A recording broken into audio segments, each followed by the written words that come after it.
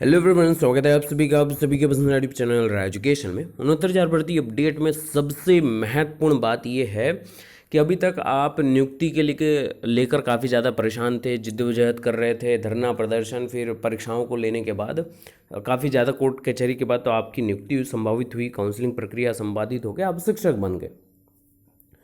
अब हाल ये है कि हजारों शिक्षक तो बन गए, लेकिन 4 महीने 6 महीने बीत चुके हैं नियुक्ति होने के बाद, विद्यालय में कार्यरत होने के बाद, फिर भी वेतन का कहीं नामो निशान नहीं है। उच्च जो ये कुछ लोगों के कुछ ज़िले में वेतन जारी किए गए हैं, वो सिर्फ और सिर्फ वहाँ के बीएसए जो शिक्षा अधिकारी सर्वे सर्वा होते हैं ज़िले के, उनके द्वारा कुछ अच्छे कदम उठाए गए हैं, वहाँ पे देखने को मिला।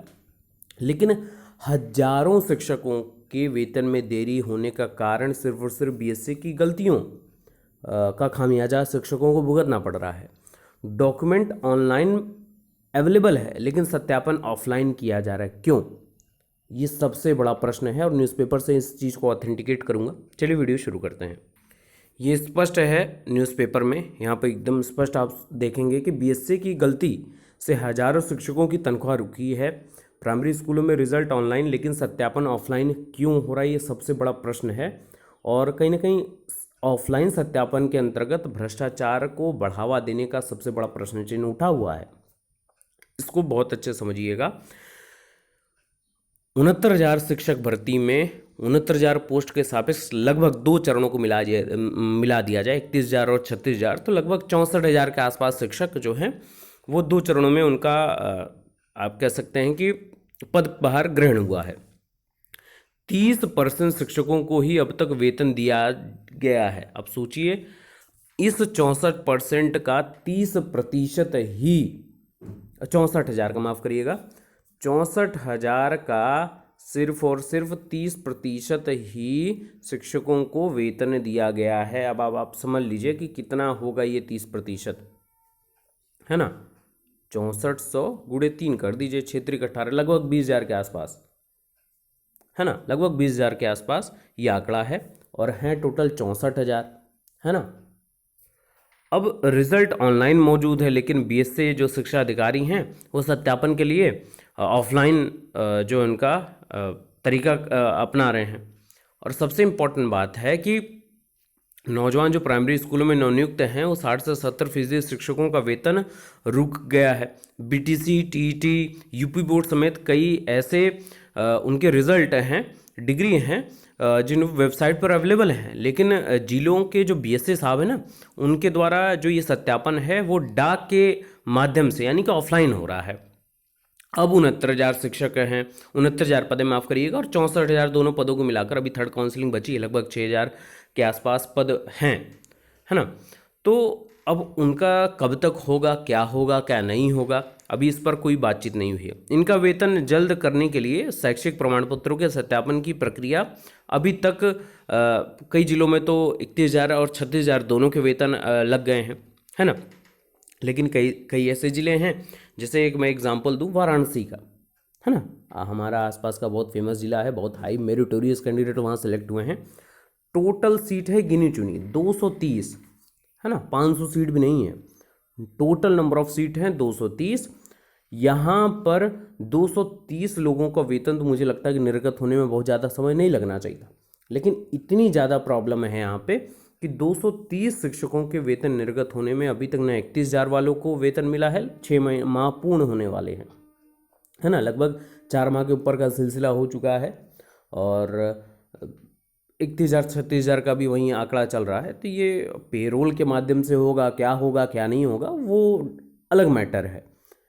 होली आई होली चली गई आके, लेकिन वेतन का भी कहीं नामो निशान नहीं है। ऑनलाइन सत्यापन के लिए सबको पत्र लिखना जरूरी है, और पहले यूपी बोर्ड और परीक्षा नियोजन प्राधिकारी ने भी पत्र लिखकर ऑनलाइन सत्यापन करवाने का अनुरोध किया। आप सोचिए, सबसे इम्पोर्टेंट बात कि जिसको करना है ऑनलाइन सत्यापन, जिसको करना है, जिस जिले के बीएसए वो करवाएंगे सत्यापन, उनको कोई परेशानी नहीं है। चाहे ऑफलाइन हो ऑनलाइन हो, उनको मैटर करता ही नहीं है।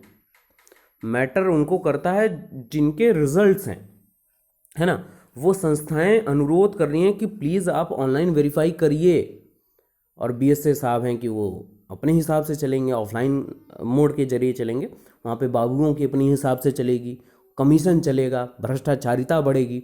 और जहाँ पर भ्रष्टाचारिता का नामो निशान खत्म करना चाहिए, जिस विभाग में शिक्षकों का शोषण हो, तो वहाँ पर मुझे नहीं लगता कि वो शिक्षक फिर आगे क्या दे पाएगा। उसका ही शोषण अगर होता है तो यहाँ पे संभावनाएं बहुत ज़्यादा हैं, और उन्हीं संभावनाओं को ख़त्म करने के लिए ही ऑनलाइन ऑथेंटिकेशन का जो रूपरेखा है वो तैयार किया गया है। कई जगह ऐसा होता है कि अभी तो वेतन की बात ये है, और कई जगह ऐसा सुनने में भी आता है, आप लोगों के कमेंट बताते हैं कि एरियर को निकलवाने के लिए सीधा सीधा मांग है कि 10% आपको जितने महीने का एरियर है उसका टोटल आपका 10% लगेगा। यानी कि अगर आपके 2 महीने 3 महीने का एरियर है और सैलरी के हिसाब से देख लिया जाए कि 80,000 90,000 आपकी सैलरी ओवरऑल बनती है एरियर, तो उसका 10% यानी कि 8 से 9,000 10,000 रुपये आप दे दीजिए तो ही आपका लगेगा। ऐसा क्यों? मेहनत उस अभ्यर्थी ने की, मेहनत उस शिक्षक ने की, कड़ाके की ठंड में रोज़ अप डाउन उसने किया, पेट्रोल अपना लगाया, उसने जो भी गाड़ियाँ बुक की हैं वो खुद की हैं, रूम लेकर कैसे कैसे रहा है, वो रोज़ ट्रैवल मॉर्निंग में किया है, कितने कितने 100 के ऊपर किलोमीटर उसने रोज़ ट्रैवल किए हैं। तो उन सभी का खामियाजा ये है कि 8 से 9,000 10,000 रुपये वो बाबू को दे तो उसकी सैलरी लगे।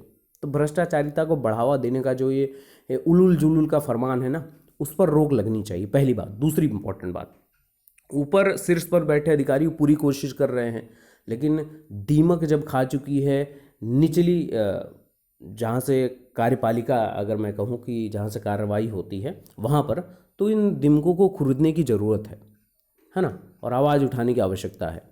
सत्यापन जब ऑनलाइन हो सकता है, पीएनपी से लेकर सभी संस्थाएं, यूपी बोर्ड भी, कि ऑनलाइन सारे डॉक्यूमेंट अवेलेबल हैं, आप ऑथेंटिकेट क्यों नहीं करते हैं, वेरीफाई क्यों नहीं करते हैं? आप अनुरोध किया गया यूपी बोर्ड द्वारा और परीक्षा न्याय प्राधिकारी द्वारा कि आप टीटी के, बीटीसी के, यूपी बोर्ड के 10वीं 12वीं के रिजल्ट हम ऑनलाइन कर दिए हैं, आप वेरीफाई कर लीजिए। तो क्यों नहीं हो रहा है? ऑफलाइन मोड पर क्यों किया जा रहा है? ये सबसे बड़ा प्रश्न है। इसको लेकर बहुत ज़्यादा संज्ञान में लेना चाहिए। और कितने अभ्यर्थी, कितने शिक्षक ऐसी स्थिति में होंगे जो दूसरों से उधार मांग मांग कर उनका चल रहा होगा अभी इस समय, क्योंकि बहुत होता है। परीक्षा देने के बाद 2-2.5 साल का संघर्ष, फिर उसके बाद 4 से 6 महीने का नियुक्त होने के बाद भी वही हाल है, 1 रुपये तक नहीं है जेब में। तो इसका खामियाजा कौन भुगतेगा? ये सोचने वाला विषय है और उस पर मंथन होना आवश्यक है। बाकी के लेटेस्ट अपडेट के लिए बने रहिए। Best of luck. Thank you so much.